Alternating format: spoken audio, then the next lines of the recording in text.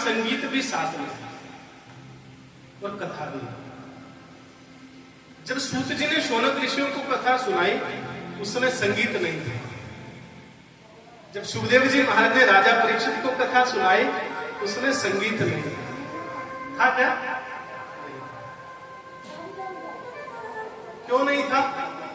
क्योंकि उस समय जो श्रोता था, जो सुनने वाला था, वो तन्मयता से सुनता था, उसका मन भटकता नहीं था, वो तत्पर होकर भगवान की शरण में जाकर कथा सुनी, इसलिए उसे संगीत की आवश्यकता नहीं है।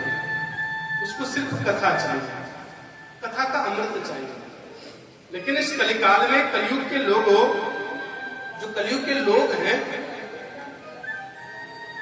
ये सिर्फ कथा ही नहीं सुनते, इनको संगीत भी चाहिए। प्रभु आपकी क्यों? क्योंकि घर से खूब खाकर आते हैं, फिर कथा में नींद आती है। जब कथा में नींद आती है तो फिर, क्योंकि कथा सुनना इतना सरल तो है नहीं, सहज तो है नहीं, तो फिर क्या करेंगे? तो इसमें संगीत को जोड़ दिया गया। हम ये नहीं कह रहे कि संगीत बुरा है, संगीत के जैसा तो कोई है ही नहीं है। संगीत तो भगवान से मिला देता है। लेकिन इस कथा को समझना, हम कहना क्या चाहते हैं। ये भागवत की जो कथा है, ये भगवान की जो कथा है, ये औषधि है। क्या है? औषधि। और संगीत क्या है? शहद। पुराने समय में जो वेद हुआ करते थे, यदि कोई आदमी बीमार हो जाता, रोगी रोग से ग्रसित हो जाता, तो पुराने वैद्य क्या करते थे? दवाई देते थे, आयुर्वेदिक दवाइयां, जो वनस्पति, जो प्रकृति की जो दवाइयां हैं। अब प्रकृति से जो मिलती थी वो बहुत कड़वी होती थी, बहुत कड़वी, उसको खाना मुश्किल था। तो क्या करें? यदि वैद्य किसी को वो दवाई देगा तो व्यक्ति नहीं पिएगा, क्योंकि बहुत कड़वी है, और नहीं पिएगा तो मर जाएगा। तो क्या करेगा?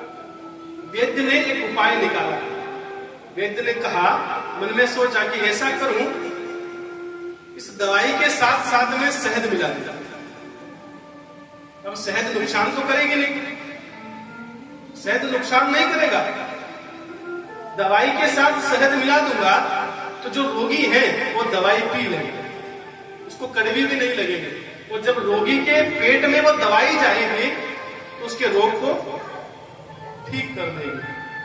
अब शहद का कोई साइड इफेक्ट नहीं है, शहद नुकसान नहीं करेगी, लेकिन दवाई अपना प्रभाव दिखाएगी, दवाई से रोगी ठीक हो जाएगा। वैसे ही ये कथा है। भागवत रूपी कथा से आप जानना कि ये कथा औषधि है, इतनी आसानी से अपने भीतर नहीं उतरेगी, क्योंकि जीव में इतनी सामर्थ्यता नहीं है। इसको भीतर उतारने के लिए शहद रूपी संगीत की आवश्यकता पड़ेगी। प्रभु आपकी संगीत के साथ नाचते, झूमते, आनंद करते लोग कथा भी सुन लेंगे और संगीत भी सुनकर आनंद लेंगे। प्रभु आपकी